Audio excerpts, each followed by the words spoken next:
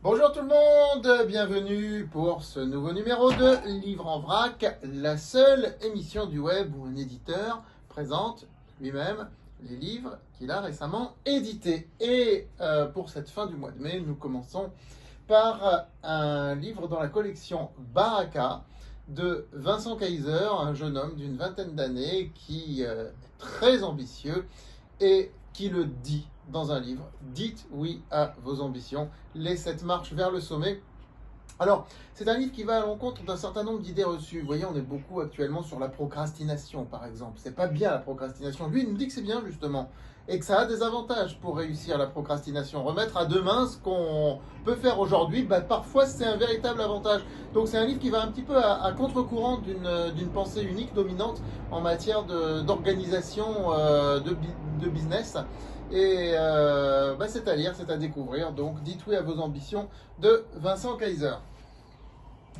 Alors vous connaissez peut-être l'un des auteurs maison de JDH, Franck Antounès. Dans la collection Magnitude, c'est toujours un événement quand un livre est publié dans cette prestigieuse collection littéraire qu'est Magnitude. Donc il avait écrit Deux, ou Dieu, selon. Eh bien, c'est la suite, 3.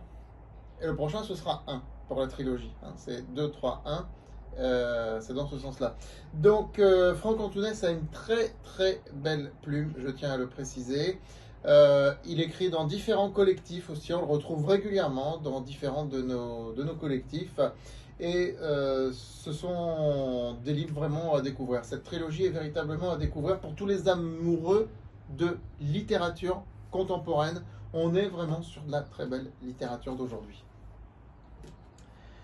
Dans la collection Les Pros de l'écho, documents et révélations, alors nous avons là un livre de Cornelia Findelsen, que vous apercevez ici, franco-allemande, énarque, même promotion qu'Emmanuel Macron, qui nous livre un certain nombre de témoignages, des témoignages de dirigeants d'entreprise, des témoignages de leaders d'opinion, des gens connus, d'autres un peu moins connus, mais qui tous racontent comment ils ont su profiter de la crise du Covid pour rebondir.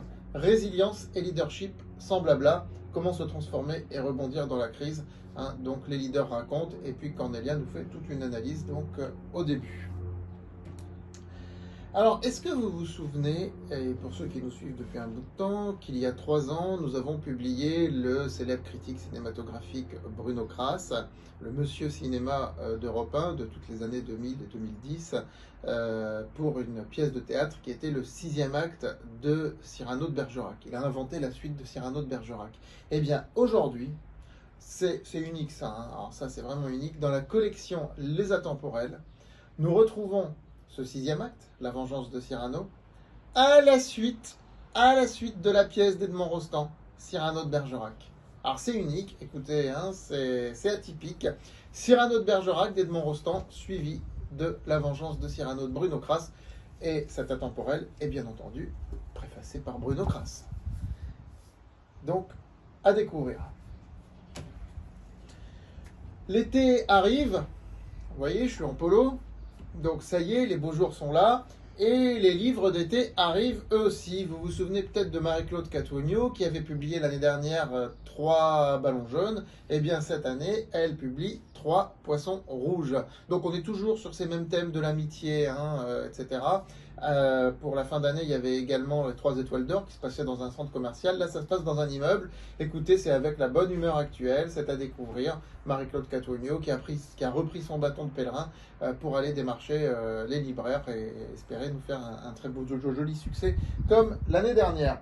Marie-Claude Catuogno qui a également collaboré à ce collectif. Je vous en ai déjà parlé l'autre fois, mais je vous en reparle cette fois-ci puisque l'été arrive. Les glaces fondent en été, les cœurs aussi.